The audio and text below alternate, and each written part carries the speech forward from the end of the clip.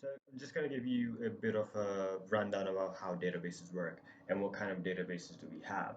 Well, in databases, what the main goal is to, as I said, it's a data and a base. So basically, it's a storage where the data is being stored. So it's a base where the data is going to be going to. But one thing to understand about databases is the difference between data and information.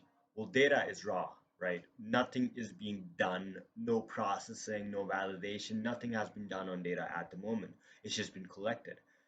Information is basically when you do computational processes or some kind of manipulation to analyze it or to find out patterns, and that is where information comes in. For example, could be you could get revenue information or data from a business from 2020, 2021, 23. Well, the information that you're basically going to put it inside of a computational model, and that's going to pump out information for you. And the information could be predictive, you know, information about the next year's revenue or something like that. So it's information is something that is processed to be able to accomplish that. So just data is required for information. One thing to understand about databases is there's in the business there are three stages for a database and how it's built. What the first stage is about strategy and analysis. Basically, that's where all the modeling, data modeling is going to be done, standardization of the data columns, the attributes, and whatnot. The second step, from my understanding, is the um, the design, right? You need to be like, okay, so how and what my database is going to be going to look like. There's a lot of database models and designs that we can go to, and the last one is, of course, the building part, and then you go into just put that into a database. So there's actually five types of data models, like namely the relational models. Like you can see relational model absolutely anywhere and everywhere, MongoDB and all the other stuff as well, all the popular ones as well.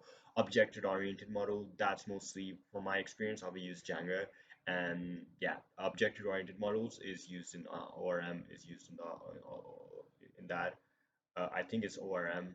Correct me if I'm wrong. Then we have flat file models, which is basically a flat file. It could be like a text, a document, or something like that.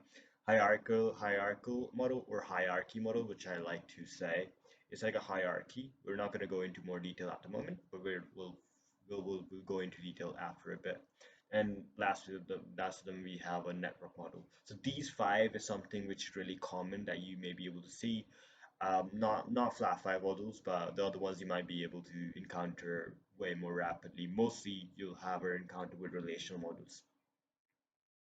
All right, we already discussed the types of models, so we go on to understanding what a flat file model is. You probably might understand. I already gave you an example. Flat file model is like a text document which is flat, and every line contains a sentence. But when it comes to databases, flat file models are a very prominent type that you probably have experienced or seen before as well. And one of the most prominent one is a CSV file. So let me get into more deeper detailed into it. So what happens is in a singular line, we only have one record. So you probably know what records are. Records is basically a row which contains different attributes of that instance. For example, could be a dog, right?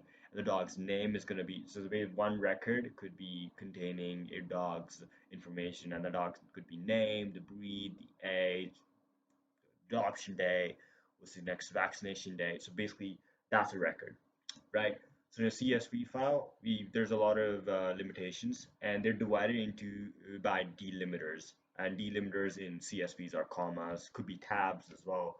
And one thing to assure you is there's only one table, right, in a flat file model. So that is something I need to remember as well. Okay. Another example after flat file model is hierarchy models, right? Hierarchy models are a tree-like structure. If you've seen your operating system's file manager or Explorer, or if you're on Linux, you could see that in your CLI, your command line interface. Um, your project directory has a path, right? It's a tree-like structure. So that's very similar. File systems follow a very similar hierarchical model pattern, and they do actually as well. So how in database how this works is each record is connected with another record and they're linked together. So basically they're related together. For example, in a school database, right, we could say, okay, there's a members record, and each member in a school could be a student, could be a staff member, or could be something else. Or let's just do it. So a student and a staff member, and both of these child records are associated to the parent uh, member, let's record, let's just say. So a better example I'd say is just go to your file manager and you'll see how the hierarchical approach is. You can't access a projects directory without accessing the username and the user and then the desktop, let's just say, directory. You can't access the projects. You can't, so because the project um, record, let's just say, in this sense, is the child of the desktop, uh, what do we call it, record, and that is a parent. It is a child of the username. Could be anything. Could be loan, my name, um, in Windows. In how in Linux, it's quite different. We've got root, and then we go from there, right? It's quite different. But that kind of explains what hierarchy model is. We'll go on to another model and explain that as well. So from hierarchy model, we go on to understanding what network models are. Actually, network model is the closest thing to relational models because here what's happening is we're creating links between records to other collection of records. So, for example, could be me, let's just say, a customer and my name. I've got an ID to my name. So let's just say loan has the ID of 32. So the 32 guy has multiple banks across the city. So I am associated with multiple tables or multiple records in different databases. So these links connecting me to basically one, two, three, okay, uh, are relationships between my record to those records. So it's the closest thing to relation model. And I can't really tell you an example other than like having a banking database. I think that would be the most appropriate one to understand network models. Um, but that is basically it. There's basically each record is made of a fields, and each link is basically a relationship between a particular field inside of a record to another table is what network model would be to me at least. Now we come to the most fun part is the object-oriented model. I've done a lot of Django, so I'm really excited about explaining that to you as well.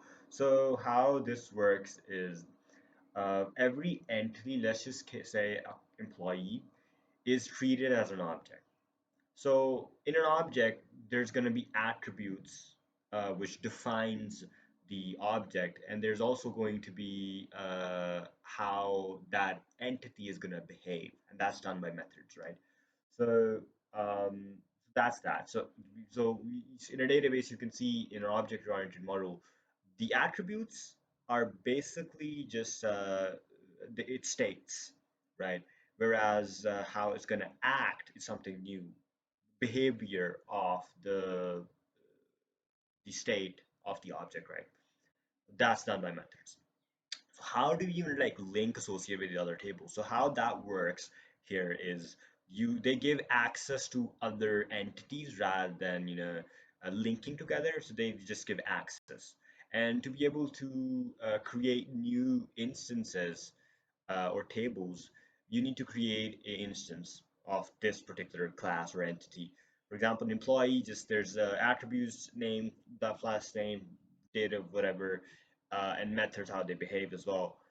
And you just create new entity instances when you create. I'm pretty sure people know how to do programming, object-oriented programming. So you just uh, create new entities, just given there's constructors. You need to give in the required parameters to create new instances of the employees, the first name and the last name, and it's going to create a new with the ID. So, and that's going to be different from the second one that you create. One thing to understand is you can basically derive new classes, I was trying to explain, using the superclass. That's something that you need to remember very, very vividly. And relations between these objects, which are entities, are basically shared by giving access to other entities basically. That's the most easiest way I can explain object oriented model. Django, if you use Django, this applies. If you don't, it's okay. It's quite similar to how object oriented programming is done anyways. Now we come to the last database model, which is the relational model or relation model. That's probably one of the most controversial one, and that's pretty much the most common one that's used currently as well. So to understand that is, first you need to understand what a table is. A table is a collection of records. Well, what does that mean? Or a collection of columns and rows. So each row is a record, and each record is built up of multiple fields, and those fields are columns. So each row, a record, is always going to be unique, regardless. There could be duplicates, of course, but no, they're actually not going to be duplicates because there's actually also going to be another column, which is going to be a unique identifier for that row. We're going to discuss primary keys in a few seconds. One thing to understand about relational model is that there's no particular order of columns and rows, because they're being identified by the unique field anyways.